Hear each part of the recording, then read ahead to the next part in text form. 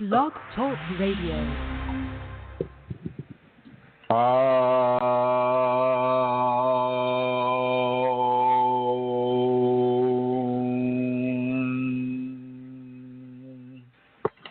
Hello, everyone. My name is Chrism, and I'd like to welcome you to this program about your Kundalini awakening experiences. Today, it's just beautiful, beautiful rainy day here in Northern California. The rain is just pouring down, and the land is drinking it like a famished, like a somebody dying of thirst. Although I have to say, it is puddling up in the back quite heavily. The backyard's kind of like a lake. It's beautiful here, though. It's really nice to see. I love the rain. Before I do anything else, though, I'd like to introduce my co-host, Her Holiness, Santara. Hello, Santara from the Emerald Isle, the beautiful island of Ireland. Hello. Hi, Chrism. I think you're having Irish weather there, yeah? It's wonderful. Rain. It's nice. Yeah, I love it. I love it. I got to tell everybody that because I'm preparing to go to John of God's in Brazil, and I'll be leaving for that this evening at around 1 or 2 in the morning. So because of that, this will be a show that lasts about an hour. So just so okay. you know, everyone. Yeah.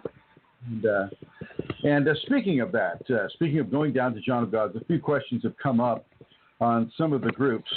Are you hearing? Oh, I need to do a sound check here. Is anybody hearing me in the chat room? Hello, chat room. Looking at Michelle Ranger, David, iMagicArt, Mary Jean, Katie, all the beautiful, wonderful people that come and listen to us every Wednesday, or sometimes every Wednesday. Hello, Andrew. Let's see. Oh, yes, all good, all very clear. Thank you, David. Thank you, Michelle. Thank you, Mary Jean. Okay, very good. Thank you. Thank you, everyone. Okay, yeah, so I've been receiving a few questions about John of God in Brazil. This will be the 4th time I've been down there. And the people that go down there, many people within various levels of spiritual evolution, they will see the beings that come through John of God, and they'll call them entities, when in fact, I mean, anything can be an entity. A fly can be an entity. But in this context, these are not the kind of entities that we would be talking about within a Kundalini context. These would be the kind of entities that we'd be talking about in an extraterrestrial context. And it is these extraterrestrials, or as I'm going to shorten it to ETs, that are plugging into John of God and also plugging into other people and using the Kundalini. These are all Kundalini healings that are given at John of God's in Abadiânia, Brazil. These are not magical. These are not given by saints. These ETs are kind of couching themselves, wearing the identity of a saint or a deceased surgeon or a doctor or someone of that level, because they know that if they came up to these people, these Catholic people, very, very strongly Catholic people, and said, "Oh, hey, we're from outer space and we're from the interdimensional part of outer space," well, they may not get the kind of positive response that they are currently enjoying by adopting the mantle of a saint or a physician or a surgeon or something of that level. And so they know this. And on my very first visit there, I also got to know it because I got to see them and I got to interact with them on their plane, in their dimension. I saw what they look like. I saw what they're trying to do. It's not bad work. They are using the Kundalini. It's not all just for healing. They've got their own uses for it as well. They don't have it themselves. They do want to have it. And so there are many levels of a win-win type of scenario that is happening here. And And so when John of God, channels through mediumship, they call it mediumship. When John of God goes into a mediumship agreement with these ETs, well, these ETs not only come through him, they come through him to talk, and they come through him to do some visual demonstrations of surgery and pain control, bleeding control. I remember my second visit there. Yeah, I think it was my first visit there. I was asked to assist another person by doing a 7-inch abdominal incision in a lady from Australia who was standing up and kind of in this trance. The ETs put her into a trance, and they gave me and this other medical person this ancient scalpel, which was sharp, and that the skin just opened up right under it, and the amazing part of that is that floor should have been flooded with blood. There should have been blood streaming down her legs and dripping on the floor, and the blood should have been all over the place. Instead, 7 drops of blood landed on my white tennis shoe. That was it. There was nothing else.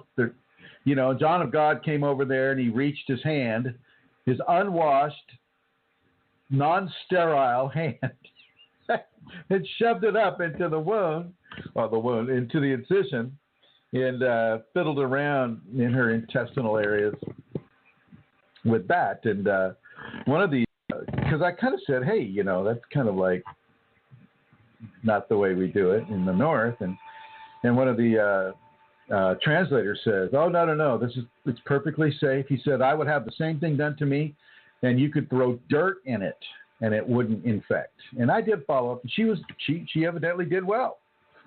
So, this is a very different type of medicine, but it does work, and they do have the ability to affect pain management, bleeding management, and levels of healing that current science and current medical practices cannot do.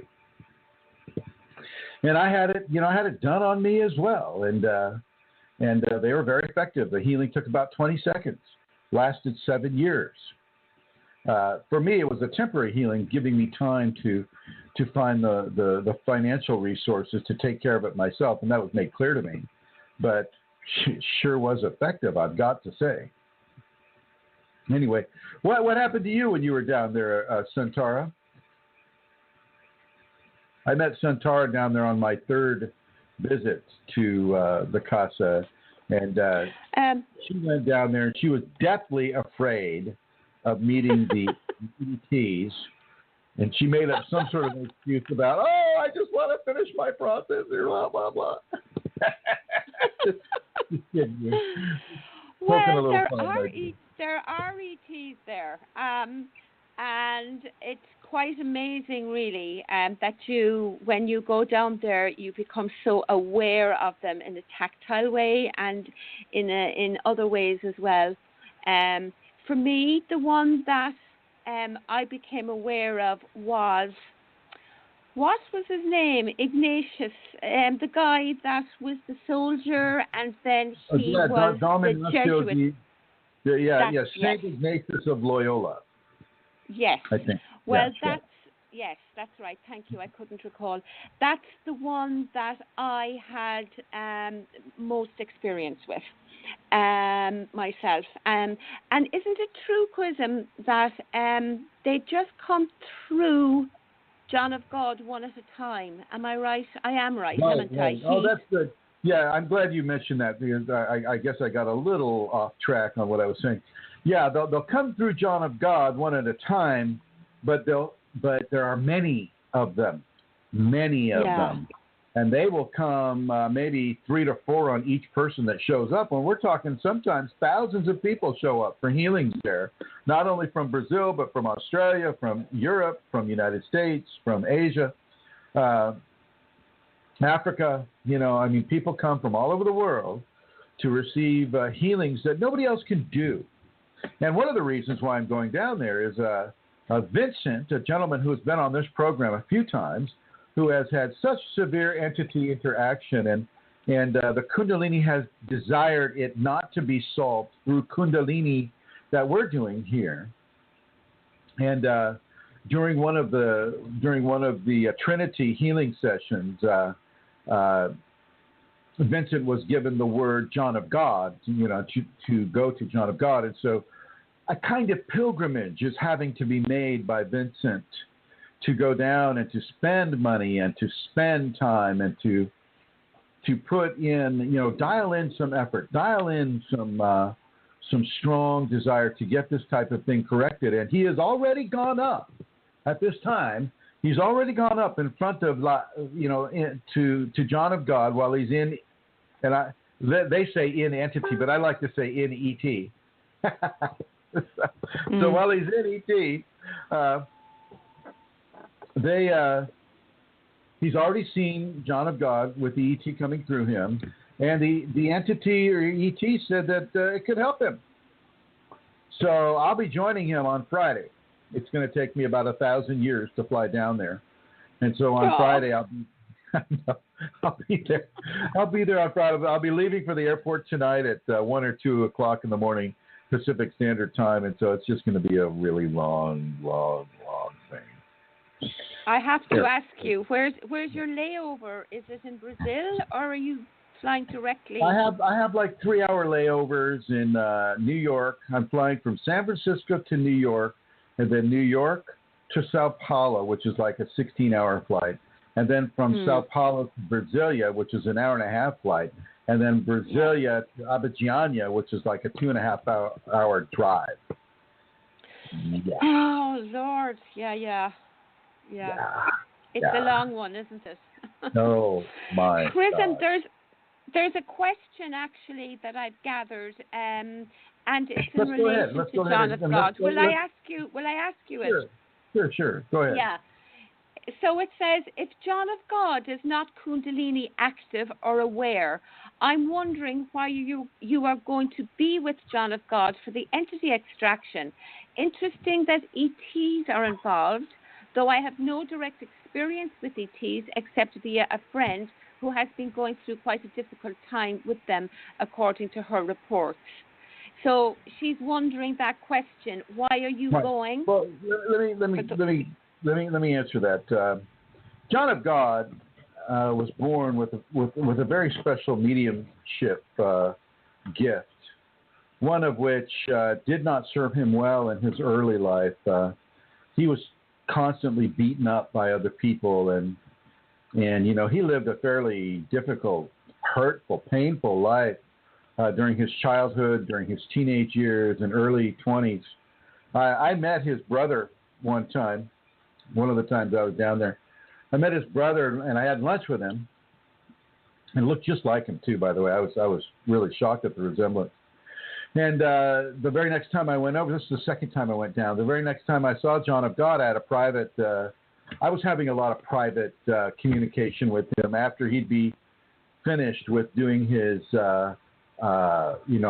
his channeling or his mediumship work. He retires to this back room where he slowly but surely comes out of it.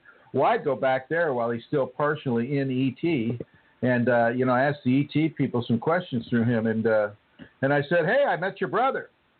Had lunch with your brother," and he looked at me and he said, "You're far more my brother than anybody in my family." And that speaks of a fairly turbulent childhood, and because he had this skill, he had this level of the ability, the skill set really is the ability to hold high level vibration without having blood vessels explode and things of that nature. And so he was taken into a spiritist center where he was shown how to meditate. He was shown how to actively engage an interdimensional type of entity that would be able to express through him and commit great levels of healing upon the planet. And so he has been doing this for, almost 3 decades, or at least 2 decades, I think. And and doing a fairly good job with it, too. I have to say, from my own personal experience, he does quite well. I had the opportunity to sleep in what they call the Cuarto de Entidade, which is the room of the entity. And I asked the ET coming through John of God if it was okay if I went ahead and slept in the room of the Cuarto de Entidade and had them come into me so that I could see what that felt like. And it was kind of shocking for everybody around there. Evidently, that had not been done before. And anyway, so I went in and I was with his head translator who was scared to death, poor Martine. He said, okay, now all you're going to do is you're just going to pray and pray and pray and pray. And make sure you say that you're very grateful and that it's all good. Very grateful. So we did that. We went down to the healing waterfall at 10 p.m. at night. Went down at 10 p.m. and washed ourselves in the waterfall amid all those poisonous snakes. And then we walked back up to the casa, went into the Cuarto de Entidade, and he fell asleep praying. And I didn't fall asleep, but I prayed for a while until I felt the approach of the ETs. And the ETs came to me, they hovered over me, and they descended upon one half of my body. They descended on one half of my body. And I felt what John of God feels fully throughout his body. And it is a very, very strong energetic that comes on. And I could understand how blood vessels could explode over time with that type of merging. And it's not like a divine merging at all. It's not like a spinal sweep, and it's not like Kundalini really at all. It's more like a very strong, I would partially electric, but also partially not. You don't go into bliss, you don't go into ecstasy, you don't go into any of these things. It's a very strong physical, I would call it bioplasmic energy. And I got to feel that. And they said, that I could do this. They said, I could do this. They would just have to show me a different way of meditation, and, I could do the whole John of God thing, which I don't really want to do. I think it's not lesser than Kundalini. It's just a very different form of Kundalini application, I guess. And the divine Kundalini itself allows itself to be used for these purposes. These are very positive purposes.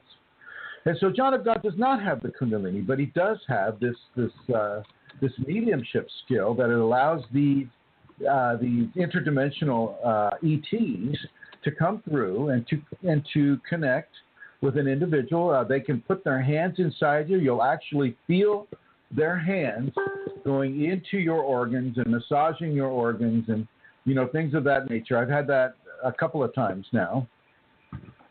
Doesn't hurt at all. Quite surprising. It's like you're made out of Jell-O, and the hands are moving through your gelatinous body. Anyway, and I don't know if that's happened to Vincent yet. I'll have to ask him. But anyway, yeah. So it's not entities per se that John of God is channeling or doing the mediumship with. It isn't like the kind of entities that Vincent has coming through him or anybody that has Kundalini-based entities. These are ETs of a different nature and with a different motivation. And not to say that other ETs cannot do this. I've had students where I've seen a reptilian ET begin to dominate their body. You can actually see them reaching in through the chakras, the heart chakra and the root chakra, and beginning to dominate their lives. And David Icke has it quite right in many respects. If you ever read the author David Icke, that's Icke, he goes into this in a book that he wrote called The Biggest Secret. And you know, so the other ETs can do this as well. It's just that the ETs at John of God are not doing that, and they are of a more of a positive quality. Not to say that they're totally unselfish, but they are you know, there's a very good trade-off that's occurring, much better trade-off than you know what the reptilians would be doing, you know, with other people. And so it's very important for people to understand that that John of God is not channeling ghosts or you know the spirits of the dead. He is actually channeling an ET, and they know this over there at the Casa. The people that work there, they've seen the spaceships. They had a big painting on the wall in the main auditorium, a huge, you know, poster-sized painting on the wall of Christ standing in front of a giant ET vessel. And they took that down. But if you go back down there, if they haven't painted over it, you'll see the yellowing of the outside of where the painting used to be. Did you see that when you were down there, Centaura? Yes, Chrism, I did. I'm actually, as you're speaking, I'm having a trip down memory lane to the waterfall and everything. I'll be really interested to hear how things have changed and if they've changed. Yes, I remember that. I'm gonna try to do the show from down there. I really want to do the show from down there. I know I've got Wi-Fi at the Posada, the hotel that I'm staying at, and so this next week I want to do the show from Casa de Dominacio in Abidjan, Brazil. Won't that be cool? Excellent. It'll still be 3 p.m. though. It'll be 3 p.m. Pacific time, which would be, let's see, 3 p.m. to 1, 12. It'd be 11 in the morning, my time. Now, Wednesday is a Casa Day. You know, Wednesday, Thursday, Friday, right? So I may not be able to do it. It's not 11 in the morning, is it, Chrism? Are you sure? Yes. Yeah, I go back 4, so 3, 2, 1, 12, 11. Do you go forward 4? I go back 4 because they're 4 hours before me. Okay. Yeah. If it's 12 o'clock, which I don't think it is, but if it is 12 o'clock, I'm going to do everything I can do to do the program. Let's put it that way. And I'll let you know early on if I can or cannot. Okay, great. But I think it'd be a very cool thing. Now we have a new person on board in the chat room, and their name is Pure Green Tea, which does have some caffeine in it. Welcome. Maybe. Oh no, I just lost the chat room for a second here. Come on, chat room, come back. Come back. Yeah, okay, there's that. Have you? Okay. And they write, I recently read a book on the teachings of Sri Aurobindo, who I love, by the way. Aurobindo is great. And the mother, they describe the physic being that helps us to reach realization or enlightenment. I was wondering if you have heard of this before. If the psychic being they are referring to is the same as Kundalini. No, Pure Green Tea. It is not the same as Kundalini, but it is kind of an embodiment of a higher soul, how do I say it? Higher self, you might want to put that down as higher self. The higher spiritual functioning self, that is, there are actually 3 of them. You have the physical being, then you have another higher aspect of the physical being, and then you have the divine invitation being. It's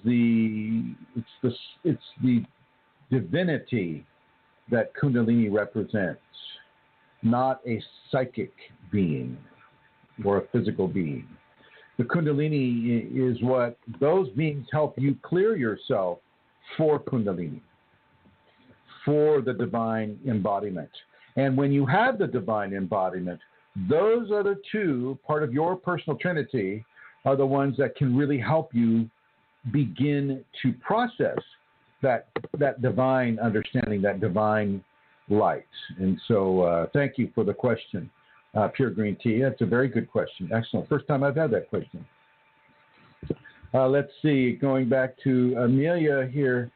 And so when you go down to John of Gods and you have these ETs coming to you, they can affect very quickly and very powerfully a level of healing on the person that is extremely effective. And so people come from all over the world to experience. You're welcome, Pure Green Tea. To have healings of conditions that medical science basically throws their chart away on. They say you may as well get your affairs in order because you're gonna die. You know, some people, they'll have a growth in their throat or, some sort of a pain near the rib, and the medical authorities will just throw the chart away and say, look, you're going to die.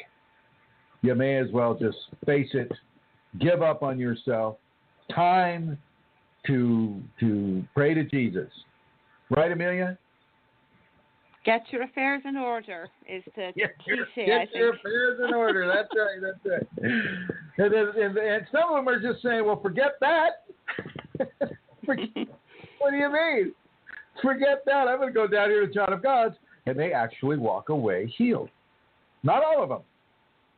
And these ETs are bound by the laws of karma. They understand the laws of karma. They are bound by those laws. So many times, some poor guy, you go up and say, hi, my name's Chrism, and I really need a healing man. And the ET will say to them, oh, my son, no, you have karma. This is your karma. We cannot help you with this karma. And that poor guy will just have to wander off into the wind and the dust and deal with his karma. Okay, so that does happen down there as well. They can prevent your death.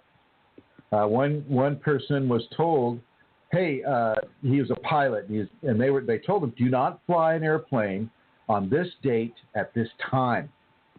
And it was just a recreational pilot. It wasn't like an airline pilot or anything. And the guy didn't buy it. He didn't believe it. He was just like, oh, I'm not going to pay. No, absolutely not. I'm better than that. And he went ahead and he flew his plane at that day and on that time. And on that day and on that time, he crashed and died.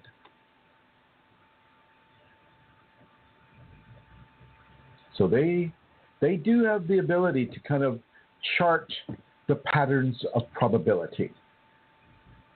Okay?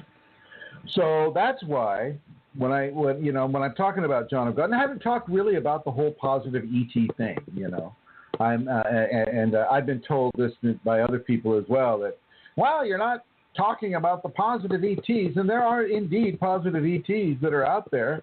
The Pleiarans are positive ETs. These John of God ETs are positive ETs. I don't know what star system they're from, but I know they have a big interdimensional presence on this world. There are plenty of extraterrestrials that visit the South American continent because they can be so easily hidden in the Amazon jungle that's just like nobody's looking for them there, and they don't really run into that many people there. There is a huge potential within humanity called the Kundalini that lies untapped in most people. And this is what the ETs are telling us. Okay? And so what we're doing here, myself, Santara, Rosemary, Joey, Brooke, Elizabeth Dalton Gonzalez, and many of the other people that are really doing this work well, are very supported in bringing this level of information, this level of enlightenment to the populations so that people have the recourse. They don't have to go crazy. They don't have to, live in Ireland or, things like that. That's just see it if you're listening. True. See it if you're dozing off. That's all. Ireland is actually a very, very Kundalini-oriented country. You go to Ireland and you can activate your Kundalini just by hanging around some of those ancient areas. Really, Ireland is Tuatha De Danann, all of that, or as they say in Ireland, the Tuatha De Danann. Very, very amazing place. And of course, there's Amelia there, and there are some others there who have activated their Kundalini as well. Very nice. Anyway, so that's why I talk about John of God in that light. And these are not entities. These are ETs, even though they're called entities by the people that don't know that they're ETs. These ETs come in, and there's a lot of them. They've come in, they're interdimensional, and they've been very, very helpful to me and to other people that have come down there, and I don't have any problem sending students down there or suggesting people go down there if they can. I'll be placing pictures of people that aren't able to make this trip with me. I'll be placing pictures of my mother, pictures of Brooke Robertson, pictures of Lasha. You know, I am willing. I'm willing to this is good work. Now, when I sit in the current room is the room where a lot of the healings take place. I see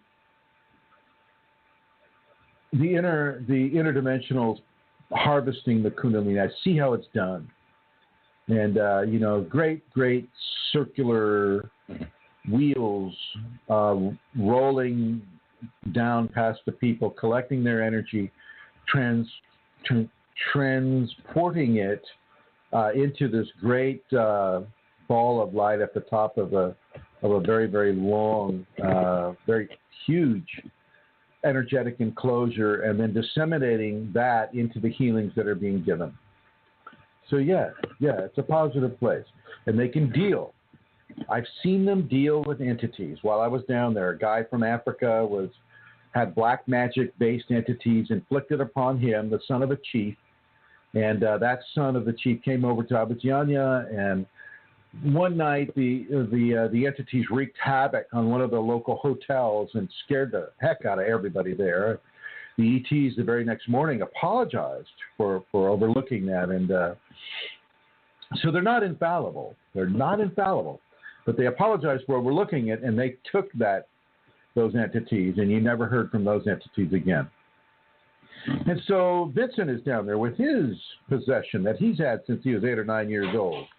And so I'm very interested to not only see the difference, I'm already seeing the difference in his eyes. Vincent had some of those really, he had his eyes where he he was looking to the left constantly.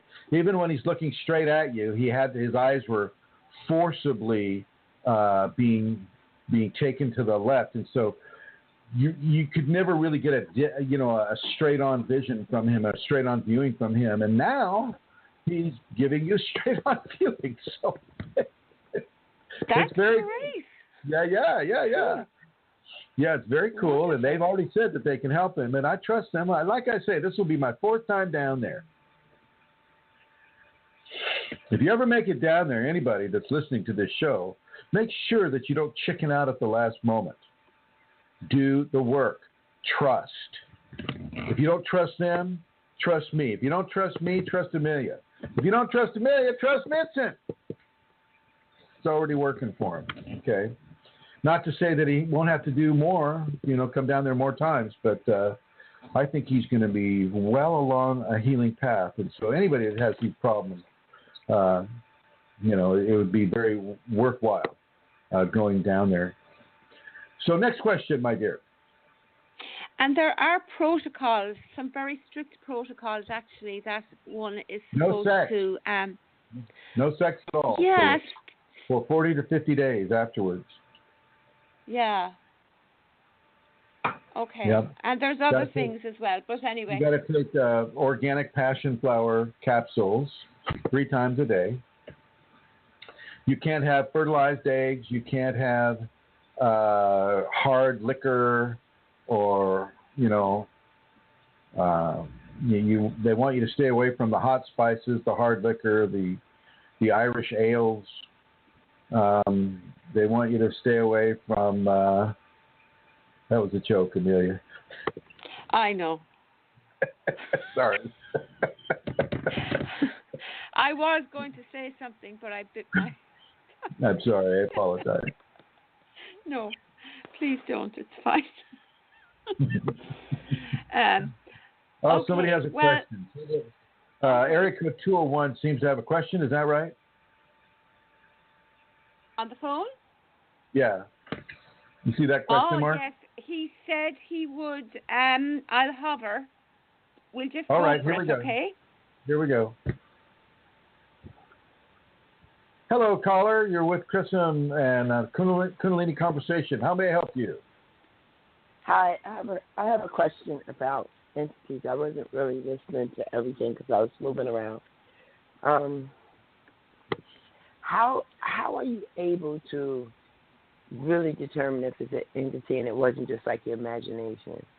Like, it's twice within the last week I saw something and I knew, I knew that what I saw it, but no one else saw it. Yeah. Okay.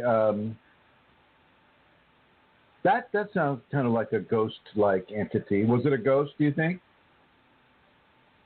Well, one time I was walking up the hall and I turned around and I glimpsed a man, and then I looked back and he wasn't there. And the other day I came home, I was looking in the hallway and I actually saw like white. It was like a white mist that just passed by, but the door was closed. And that's right. You're seeing these lower dimensionals. You're seeing ghosts. Basically, you had that ability to see it. I mean, right, which is one of the reasons why I think you're probably even calling into this program. Is you kind of have a bit of a third eye activity that is allowing you to visually perceive that which other people won't perceive. And so you want to trust that. You're not making it up. Mm-hmm. Okay? I don't imagine that you're walking down the hallway going, well, I'm just going to create somebody following me that's in a white mist. Right? Right. I could be wrong, right? And it's not the first time that it has happened. It just right. Seems it probably to happened all through your childhood, too. Yes, it seems to be increasing. I could remember as a child where I did see family members who knew me as a baby, but I didn't know them. But I was able to describe them in vivid detail. I just have been trying to figure out, is it a message that they want to bring through to me, or they're just letting me know that I'm here? No. I don't know why you're going that route. It means that you're developing your ability to see spirits, and what you really want to do, the message you want to take from that, is to develop your spirituality, develop your connection with divinity, develop yourself. Don't just let your ego automatically think it's like, oh my gosh, I am so blessed. They want to give a message through me to the. Oh yes, no, don't go there. Don't go there. No, it really wasn't my ego. You know what it was, or what it has been. It's like I really have been looking for some guidance to understand it, because I knew that my mother had the gift, and when my mother passed, I pretty much was just left alone. And I didn't have anybody to discuss this with. I think the message is for you to develop the gift, and not in a mediumship way either. It's not, setting up shop and doing tarot readings and card readings and whatnot, and saying, come and visit your dead father, your dead mother, your dead child. No. No. Okay. Is that what you're doing? No. Okay.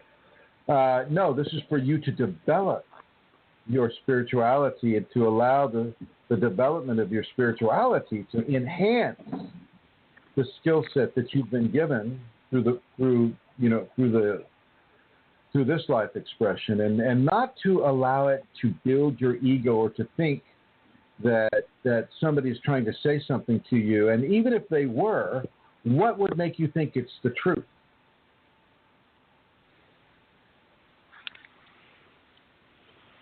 I don't know. I just was trying to understand it, because I know it's not the first time I've seen it happen. No, I'm not saying that it's not happening, but you don't want to necessarily think that because it's coming from an entity that it's truthful. Mm-hmm. Entities lie all the time, and especially the ones that are in the lower form of the astral. Those are the corrupting ones. I don't think you're seeing the corrupting ones. I think you might be seeing some of the what they call a wandering spirit or a wandering ghost. You may be seeing some of those. But if you develop your spirituality, area code 201, this can take you much, much further because you're already starting out fairly, in a very good position to do this. And so what can happen is you can attract an angelic or some sort of guidance system that will allow you to go further and further and further into it without having to fall, upon the dependency of the ego and competition and making money and, all of these types of lower forms of human expression. Okay. Develop your spirituality, whatever that may be. Are you on the Kundalini Awakening group? No, I'm not. Okay. Are you able to get the information so I could look into it? Yeah, why don't you look into that? Start practicing a form of the safety protocols. But the first part of that to practice are the behavioral protocols, things such as unconditional love, unconditional truth, honesty, tolerance, forgiveness, compassion, trust in the divine. Practice those every day, 24/7. Then you might want to do some of the other more physical-based exercises. And I want to thank you for calling in. Thank you. Thank you. Andrew Lucariello. I'm sorry, I try to do that with an Italian accent. I'm not sure I'm very successful at that. Andrew asked the question, speaking of entities and black magic, what are your feelings about imagery like pentagrams and the goat of Mendes, Baphomet, or Baphomet, etc.? These are just my feelings. I mean, you want to know my feelings of entities and black magic and the imagery of black magic and things of that nature? It's just like, don't go there. I mean, don't fall victim to the devil on your shoulder. I mean, looks like I'm being reconnected. Can you still hear me, Amelia? Yes, Chrism, I can. Okay, so it's just the chat room that's being reconnected. Okay, yeah. So don't pray to a pentagram or some goat, that's sitting on a pentagram or Baphomet or any of these people.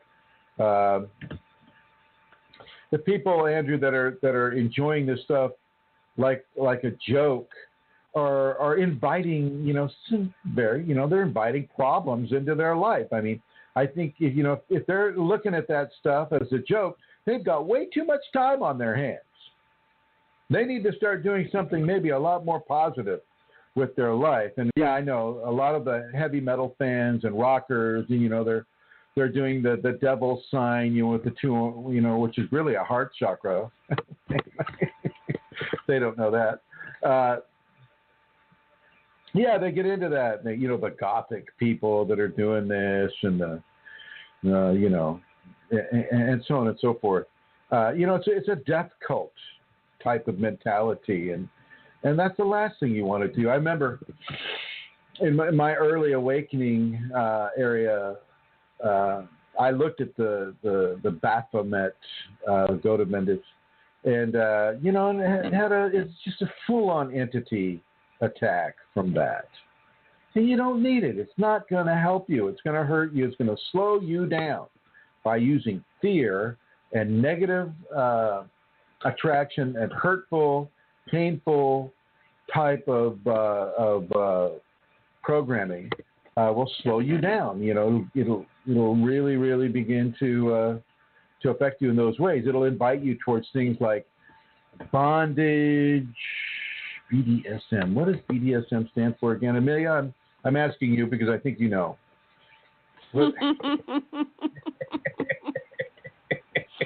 Oh, yeah. Reveal all my secrets. What is what is it BDSM? again? Bondage. What would be depravity? No. Bondage. Oh, my God. Something with a D. BDSM. Sadomasochism. Masochism. Bondage. Yeah, what's the D? I forget. I always lose one of the words. Bondage, something. Is one of them submission? No, bondage.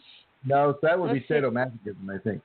But yeah, so they'll invite you towards BDSM type of practices, which are very painful, and invite a lot more demonic entities to join in the fun that they'll have at your expense. And so it's really, really, really. Andrew says it's bondage discipline, but I don't think so, Andrew. I think it's something else. Because discipline's a positive thing. Oh, and here it is. Yeah. It's bondage, domination. Yes. Sadomasochism. Bondage, domination, sadomasochism. These entities will invite you towards that type of an expression, and I suggest you go way far from it. I just wrote this big, long thing of sex and the Kundalini on some of the groups here. I wonder if I should read that.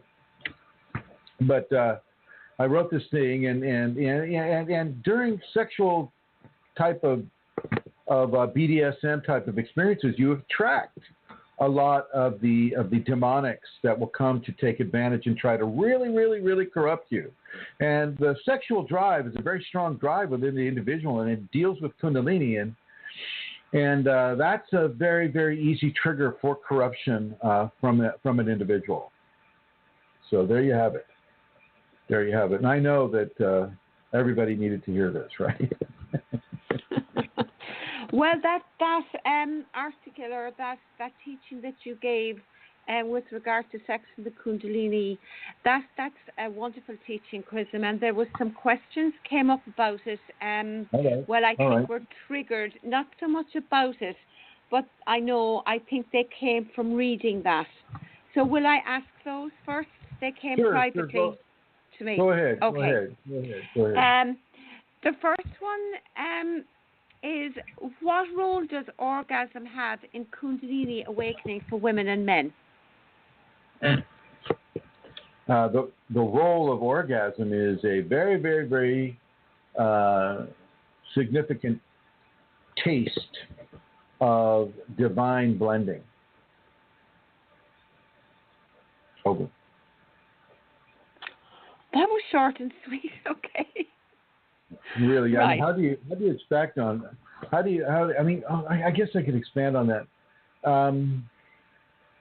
It's a form of divine blending that is nowhere near what Kundalini brings, but it is strong enough to satisfy and not satisfy the urge to reproduce the species.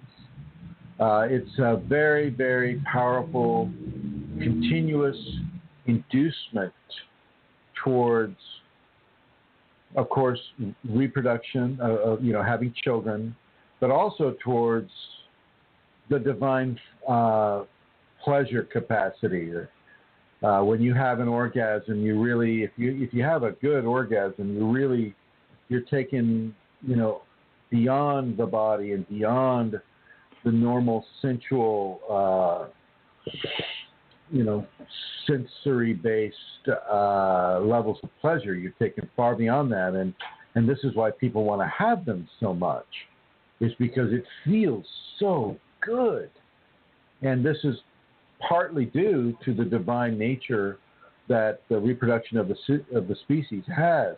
When you make a baby, when you make a child, you're literally engaging in the invitation of a god or a goddess to come into this physical plane, and that's no small thing.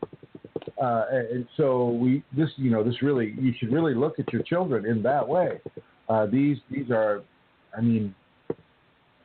it's a very powerful thing to make a child and to raise that child. Very, very powerful thing. And it has very strong divine attachments along with it. And so, of course, the orgasm itself in the act of love that allows the conception to occur is of a divine nature. You will make that child, and the divine is the one that allows that to occur. I hope that was. Some of these things are really beyond both. Yeah, that's yeah. It's difficult, isn't it? Yeah, because there aren't words really. Sure, there aren't. Yeah, it's like it kind of. Anyway, never mind. I'm not going to do what. I'm not going to even try. It's hard. It's really hard to find words. It is hard. It is hard because it is an expression in the physical of what you were saying there about the God and the Goddess, the divinity. It kind of reaches into that and gives us anyway, it's hard to explain. I have another question that's more down to earth. Let me answer Andrew's really quick. Andrew Lucariello says, I had another intense episode of vocal and facial kriyas the other night. It felt like it was a process of entities leaving me. Thoughts? I wouldn't think so. Some of the Shakti kriyas and facial kriyas are going to seem otherworldly and really like animals or like really intense human expressions, and they're not. They're a stretching of the spectrum of what the physical and emotional and mental bodies can experience within the Kundalini, forcing the vocals and the facial muscles to really, really, really hyper express themselves. And so if you're making animal sounds or screaming or yelling, that's one thing. If you're cussing and making death threats or things, that would be more like an entity coming through the vocal. The facial kriyas will look very, very wild. They'll look a lot like, if you ever watched that New Zealand Maori battle thing. I forget the haka. The haka. If you look at the guys doing a real haka, they've got their faces all ugly and their tongue is out. This is more along the lines of a negative entity extraction. But yeah, and you would feel good after having the vocal and facial kriyas. It's not that's the Kundalini coming in. That is Kundalini doing this, and so you should feel great the next morning. Absolutely. Over. And then go ahead, Amelia. Thank you, Chrism. What contraceptive methods are best for a Kundalini woman? Does it make any difference if she chooses, say, the uterine coil or chooses a contraceptive pill? Are there any no-nos from a Kundalini perspective? Just a second. Well, abstaining from sex is probably the most best in a natural way. But between those two, the intrauterine coil, I think, invites more of a possibility for a UTI, urinary tract infection. The pill, kind of distorts the hormonal process, and so they both had negatives attached to them. Having the man put a condom on is probably the best way. Over. Thank you, Chrism. Will I continue? There was one I received. Sure. I received a question from a person who's always admired your selfless service and, that you welcome donations and didn't charge a fee for your teachings and that you wouldn't even accept donations for Shaktipat. And then, she's not against you charging, but she knows that over and over you would have said that you didn't charge for Shaktipat or that divinity wasn't for sale. And her question really is, she doesn't understand now how you have gone from charging nothing to charging $300 for Shaktipat. Well, I have been told by my Kundalini in numerous ways and from numerous sources of her communications with me, i.e. symbols and things coming through the people that I work with, that I must charge more than she has asked of me before. And I've charged people to do a practice. I charge them to practice the safeties, twice a day. I have them do these things, and people just are not doing it. They wait for me to wave my hand. They wait for me to give my energies, and that's all they do. And this is not something that she's very happy with. And so one of these changes that she has made, the Shakti goddess herself, is that the Shakti path that she gives through me, not that Chrism gives, but that Shakti gives through me, will no longer be allowed to be free. It has been free for 10 years.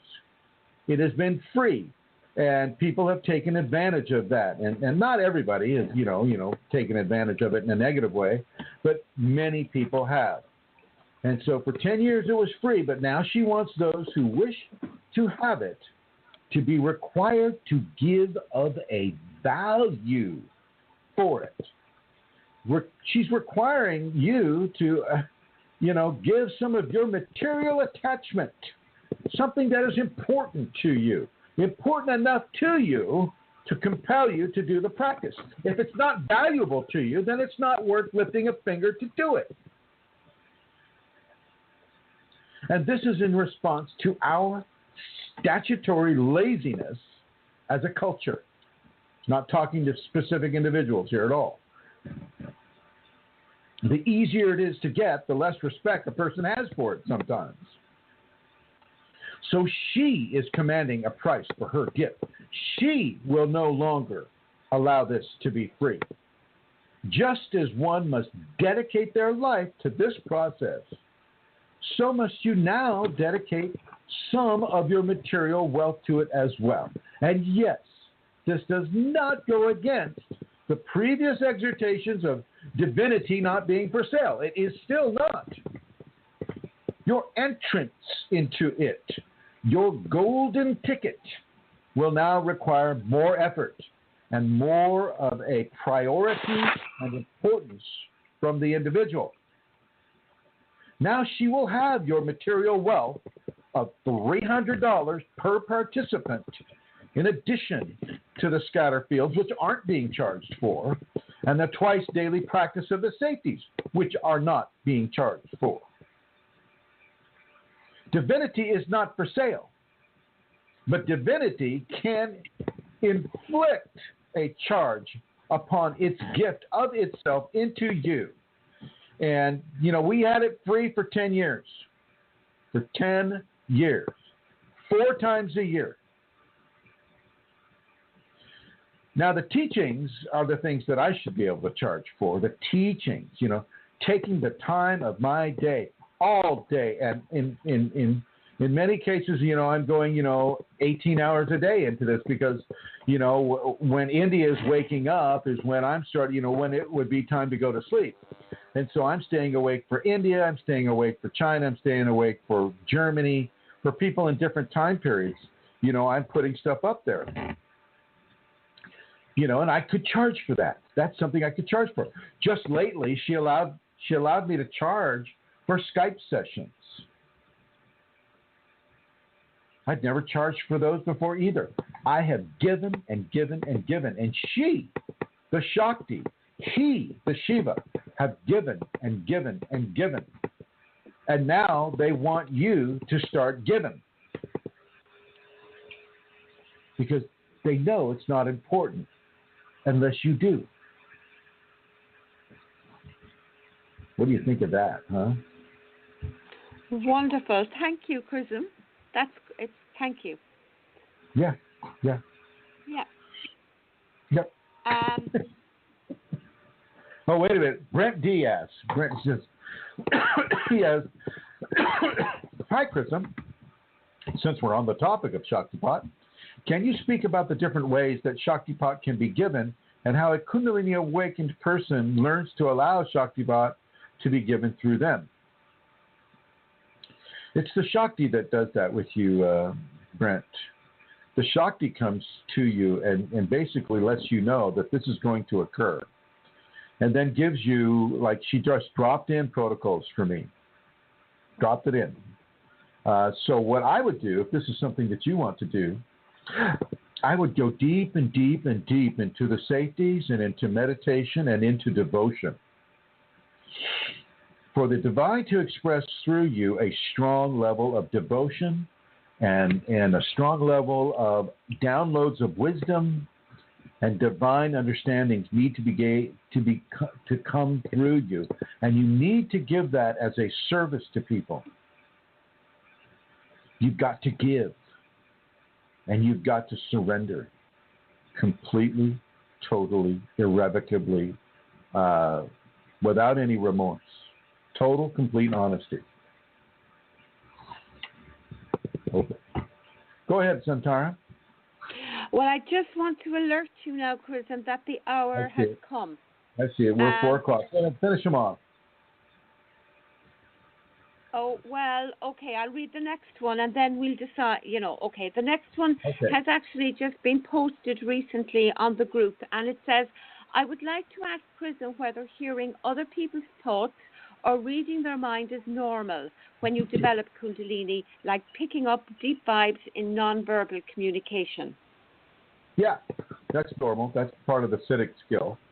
And you're to hold that in sacred space. This is not something you'll tell your family members or your friends. It's like, I heard that you were, I read your thought. I can see your thoughts. I know that you're cheating on your husband or, things of that nature.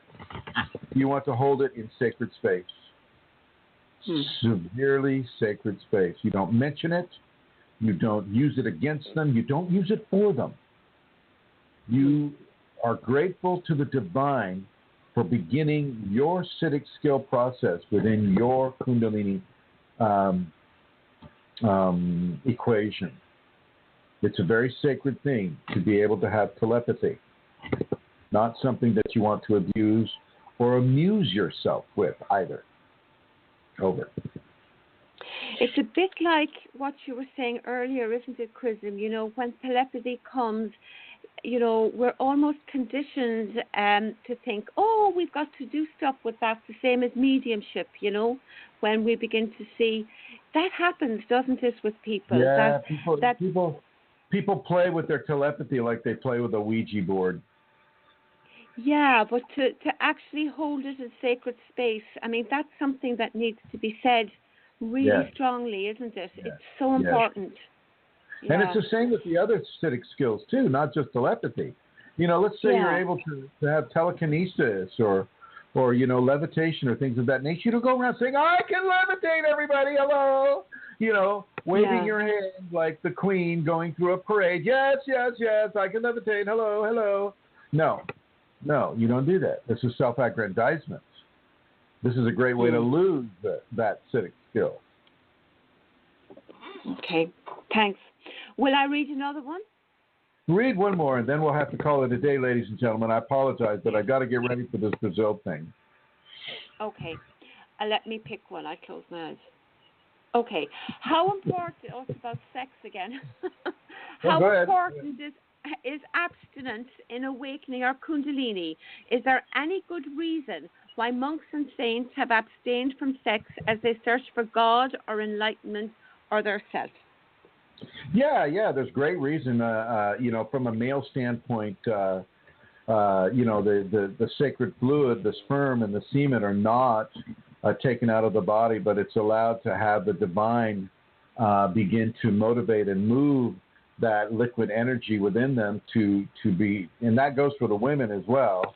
Any of the sexual fluids can be used as nurturing and a support for a divine infusion. The Hindus call it brahmacharya or brahmakarya. Some other guy said it's called anking. Too close to wanking for me, but sorry. Okay. But yeah, it's very, very helpful. It also shows a lot of a lot of self-discipline. And that level of self-discipline can also be very, very, very helpful. And so, the Catholic priests have it right. The Catholic nuns have it right to a degree, except they're not allowing a level of joining with the divine. They're always looking outside themselves for that. They're looking at that wooden cross, and I'm going to bring Rosemary in on this conversation since she is a mother superior of the Rosemary Goliath sisterhood. Hi, Rosemary. Rosemary. Oh, sorry, Joey. Sorry. There we go.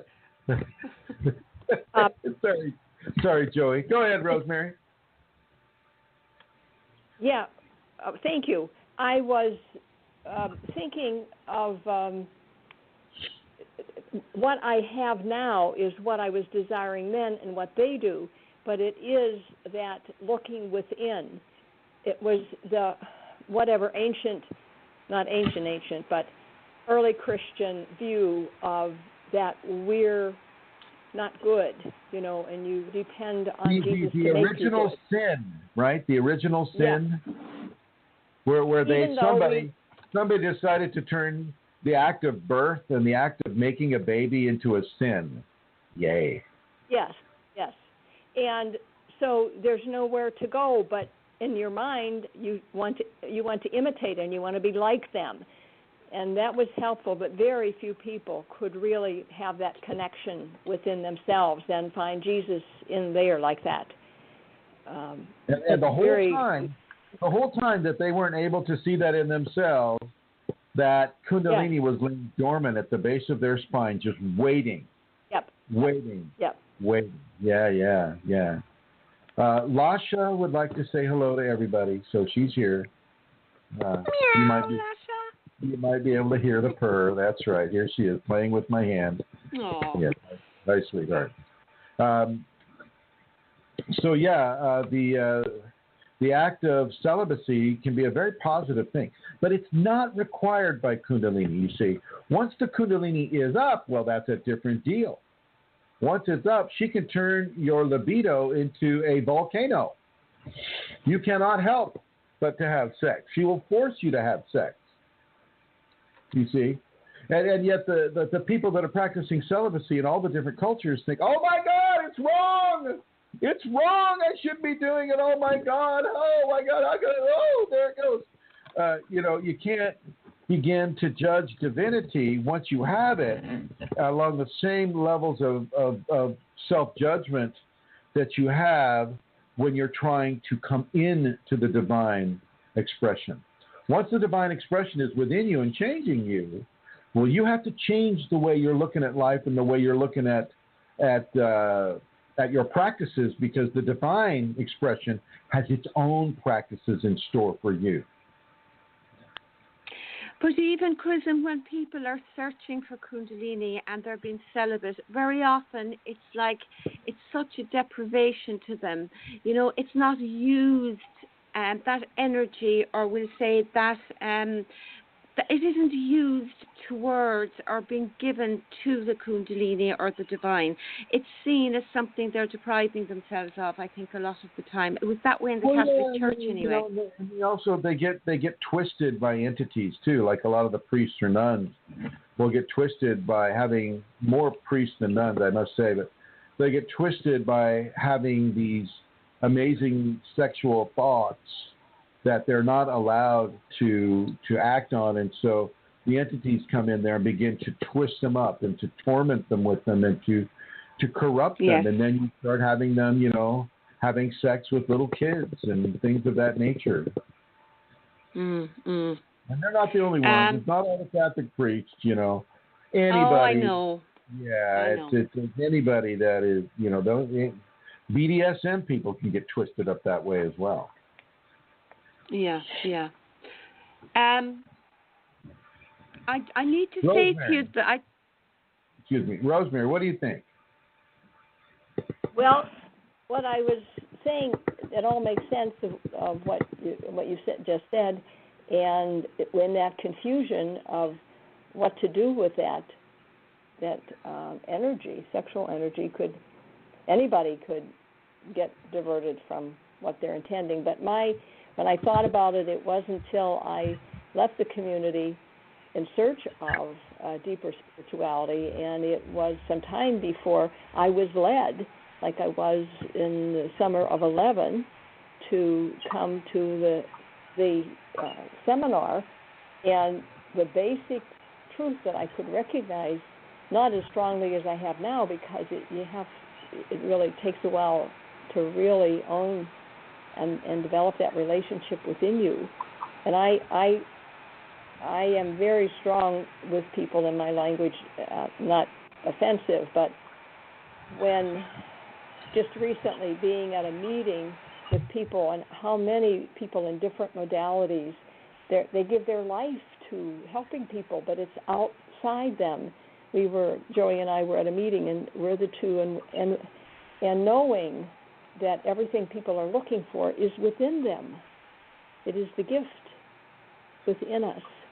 Right. And it's still, now you need to us, clarify. Left what community and went to what seminar? I left the community I was in for 25 years, doing my meditation as best I could. What was that community called, Rosemary, for people that don't know you? Oh, it was a sisters community. It was a community of nuns that had been founded in, I guess, 1840 in France, and then came from Hungary to the United States, and they taught me, and so I joined the community, and I knew the only thing I had to go on is that God wanted me to do that. It didn't seem to come from me. That's true, you know. So this would be a Catholic nun community, right? One of hundreds, yes. Yes, okay. And then what seminar did you go to, and why? Well, so I left the sisters, I have to think about that when that was, but it was a number of years before. I just picked up a magazine in which there was an article about Kundalini, and I had heard the word once, one other time. I really didn't know what it was, but there was a film being shown in the cities, and I went, and still, no big lights going on for me or anything dramatic. But I was guided. I just was guided. I should go to that seminar. There were 9 of us in that seminar.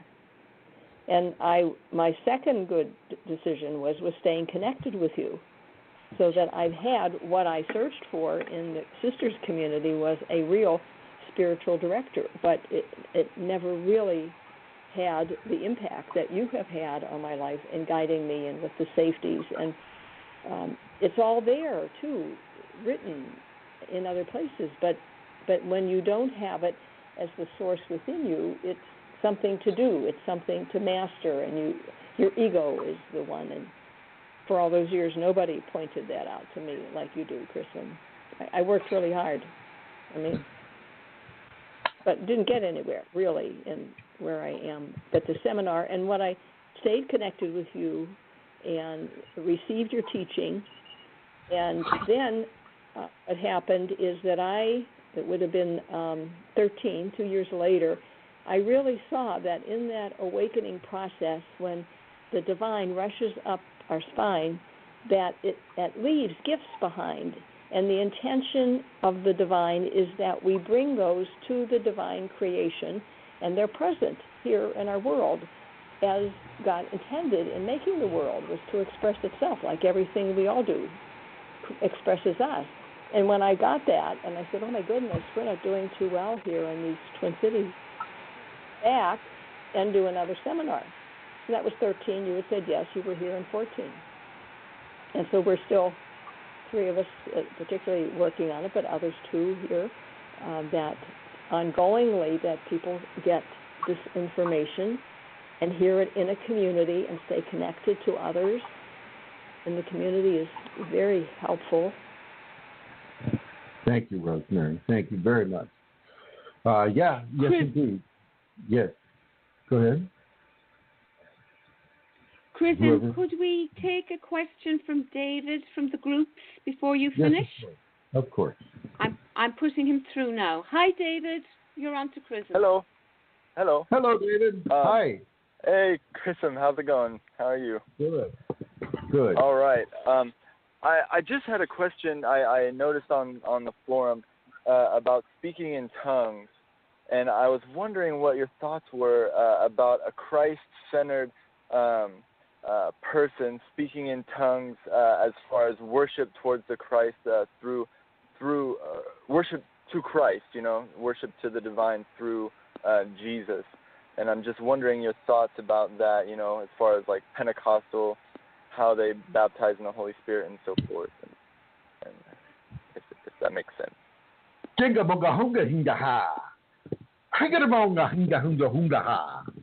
Like that? Roughly, yeah, I guess so. And to me, I feel like it's just something that supercharges your worship in not words but intention. But I was just wondering because you had mentioned about it attracting entities, so I'm just curious. Shabalabajumaha. No, I think for a person that's sincerely,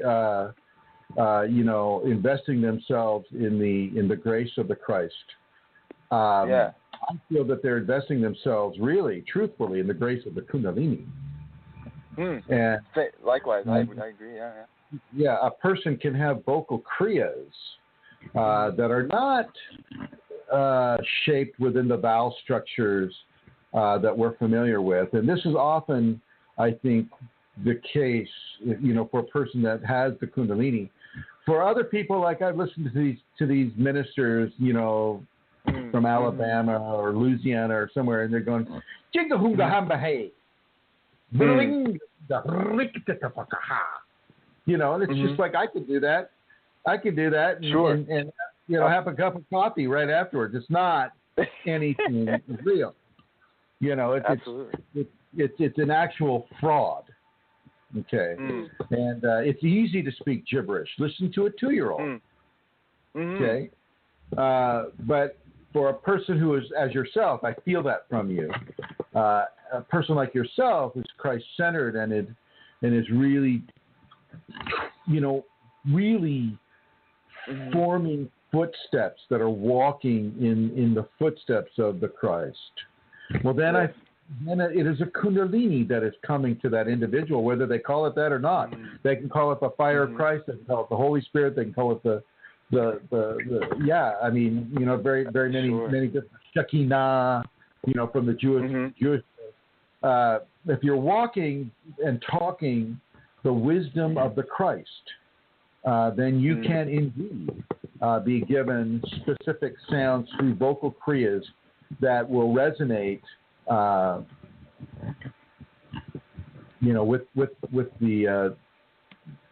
with the people hearing it, but also with the person who is saying it. I don't buy into the Pentecostals. I don't buy into that. I think there's a great level of invitation for entity possession to come through.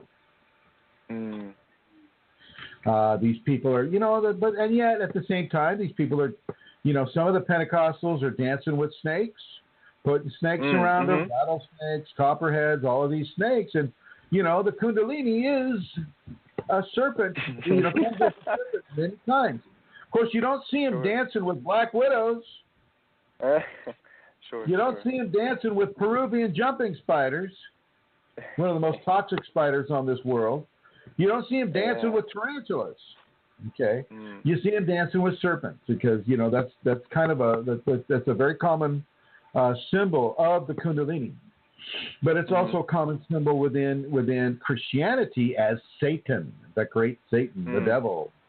If you buy into the mundane meanings of the King James Version, then you're going to buy into some of these distortions of what a serpent truly represents.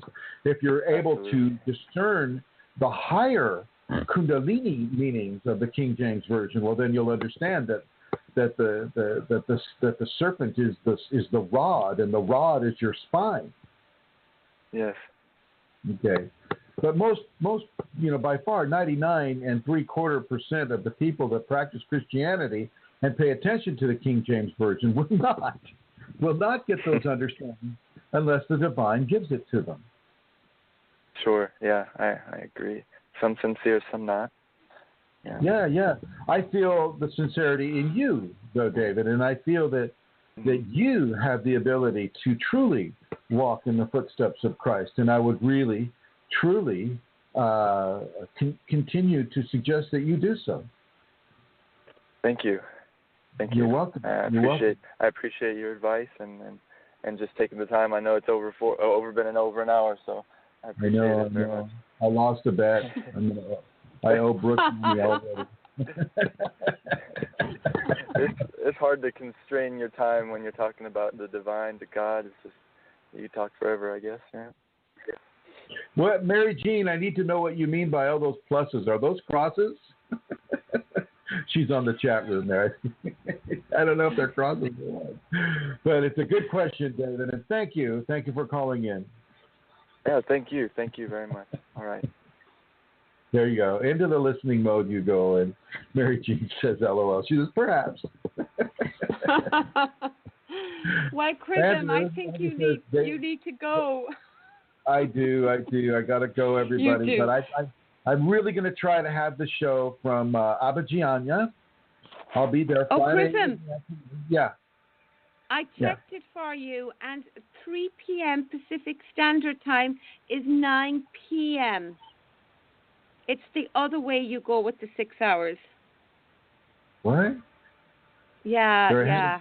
ahead. They're ahead. You know, you're on the West Coast. You're on the West Coast of America. Everything is ahead. Well, if it's 9 p.m., then I'm there. I can do that. Yeah, I think so. Yeah. Now, there's 2 time zones in Brazil, so I'm not sure which one you're going to be in there. But I think it's the 9 p.m. one, or else it's maybe 7. I'm not sure. But it's definitely nighttime. I just wanted you to know that. So maybe check it out. That's great news. Yeah. That's great news. So, yeah, we'll have it there. And Mary Jean said it may have been a keyboard Kriya, which I totally buy. That rocks him. I want to thank everybody who's wishing me happy travels. If my plane goes down, I just want to say I love you all, and I won't be helping you from afar. You'll have to find it within yourself. You're done with us, are you, when you're out of the physical? I'm going into it. I'm going to obliterate. I want obliteration. So, yeah. But I love you all. And it's been a pleasure to know you all in this way and in other ways. So thank you, Mary Jean. Thank you, Michelle.